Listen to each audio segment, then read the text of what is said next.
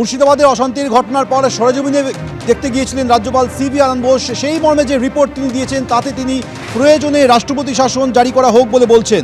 ওয়াকফ অশান্তি নিয়ে কেন্দ্রীয় স্বরাষ্ট্রমন্ত্রীকে রিপোর্ট দিয়েছেন রাজ্যপাল। সেই রিপোর্টে তিনি লিখছেন, মুর্শিদাবাদে অশান্তির ঘটনা পূর্ব পরিকল্পিত, স্থানীয় প্রশাসনের ব্যর্থতা রয়েছে, ধর্মীয় পরিচয়ের ক্ষেত্রে রাজনৈতিক শোষণ হয়েছে, পরিস্থিতি খারাপের দিকে গেলে ৩৫৬ ধারা জারি করা হোক, মুর্শিদাবাদ এবং মালদায় স্থায়ীভাবে বিএসএফ ক্যাম্প বসানো হোক একথাও বলছেন। বাংলায় আন্তর্জাতিক সীমান্তে জঙ্গি কার্যকলাপ বড় চ্যালেঞ্জ। এখনও মুর্শিদাবাদের দাঙ্গা বিধ্বস্ত এলাকায় ভয়ের বাতাবরণ হয়ে রয়েছে। মানুষের আস্থা ফেরাতে এবং পরিস্থিতি নিয়ন্ত্রণে আনতে সংবিধান অনুযায়ী ব্যবস্থা নেওয়া হোক। সংবিধান অনুযায়ী বিষয়টি বিবেচনা করে দেখুক কেন্দ্র, রিপোর্ট দিয়ে বলেছেন রাজ্যপাল।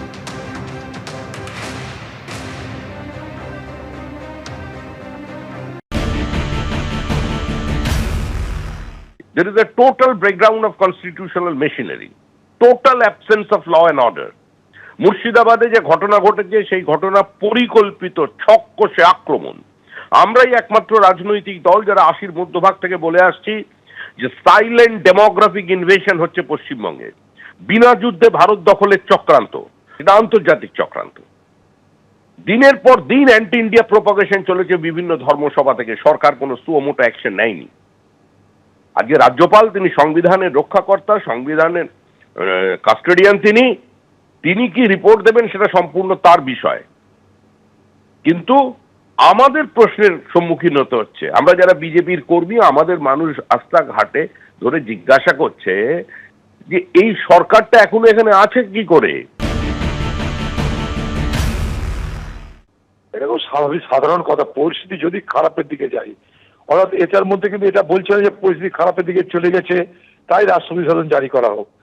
পরিস্থিতি খারাপের দিকে যায় তখন ওরা এখনো তার মানে রাজ্যপালের মনে হয়নি পরিস্থিতি খারাপের দিকে গেছে। পরিস্থিতি খারাপের দিকে যাকের মানেটা কি সেটা কিন্তু আমাদের কাছে স্পষ্ট নয়। আর যেটা শামসেরগঞ্জ বা যেটা ঘটনা, এটা আমরা প্রতিদিন তার প্রতিবাদ করছি এবং এখানে পুলিশের গাফিলতি এবং তৃণমূলের প্রচ্ছন্ন মদত, তৃণমূলের স্থানীয় নেতৃত্বের, আবার বলছি তৃণমূলের স্থানীয় নেতৃত্বের প্রচ্ছন্ন মদত এবং পুলিশের গাফিলতি, মানে পুলিশকে নির্বিকার করে রাখা হয়েছিল, পুলিশকে সেখানটায় সক্রিয় করা হয়নি। ৫ ঘন্টা পর পুলিশ ৫ মিনিটের রাস্তা অতিক্রম করেছে। এর পিছনে পূর্ণাঙ্গ তদন্ত হওয়া দরকার। অপরাধী যে ধর্মেরই হোক, যে দলেরই হোক, তাদের বিরুদ্ধে যথাযোগ্য শাস্তি হোক, এটাই শামসেরগঞ্জের মানুষের, মুর্শিদাবাদের মানুষের মতামত।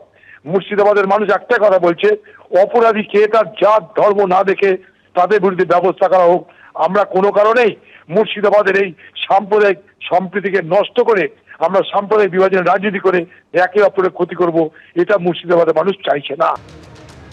মুখ্যমন্ত্রীর আপত্তি উপেক্ষা করে মুর্শিদাবাদ গিয়েছিলেন রাজ্যপাল সিভি আনন্দ বোস। তারপর সেখানে গিয়ে দুর্গতদের সঙ্গে তিনি কথা বলেন। নিজের চোখে গোটা বিষয়টি দেখার পর এবার কেন্দ্রীয় স্বরাষ্ট্রমন্ত্রীকে তিনি রিপোর্ট সাবমিট করেছেন।